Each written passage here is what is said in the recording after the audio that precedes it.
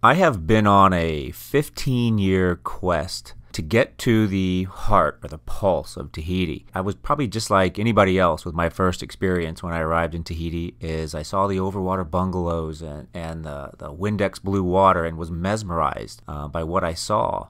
But once you pull back the veneer of the overwater bungalows and the extraordinary lagoons, and the experience of them is unforgettable.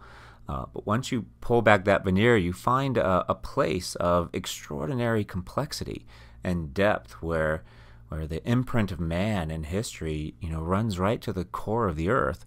And because I constantly searched for a deeper and deeper experience with Tahiti with each subsequent trip after my first one, this trip we organized to ostensibly take a journey to the far edges, the fringes of Tahiti, ostensibly to find the Moahi, which is the original spirit of the people and of the land. The first stop was Whakarava, and when you stop at Coral Atolls, where the highest point is about 2 feet above sea level, it's one of those rare places where land and sea and the wind and air and people all seem to coexist together. And you can't really find an expression, a visual expression of one without involving the other, no matter where you turn. The blues of the lagoons are almost unbelievable. You could practically drop your camera and come up with a postcard image. And then you come to a place like Huahine, which is in the Society Islands, which is part of Tahiti that you imagine when you close your eyes. It's got the lagoons with the perfect flat 62 shades of blue. You've got the land completely covered with a lush green coat of rainforest and growth.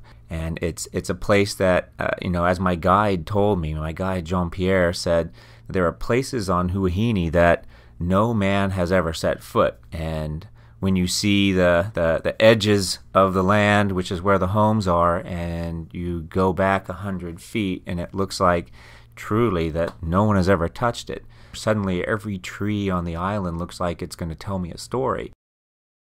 When I got to the Marquesas, which was the last part of my trip, the Marquesas is a wonderfully complex world, and it's a place where everything seems to have a spirit and a life of its own, including light, which makes it a difficult place to take photographs, because you have these high, craggy, primal-looking cliffs and valleys that reach up into the clouds, and you've got bright light and dark green, and you've got the blues around the edge of the water that are deep, deep blues because there's no lagoon, so they drop straight into the ocean, the water does. And to try to capture that on film is a challenge, but it's a fun challenge. There is a lifetime of adventure there, and I'm sure my ongoing 15-year quest to get to the pulse of Tahiti will continue until the day I die, and I'll probably end up still wanting more.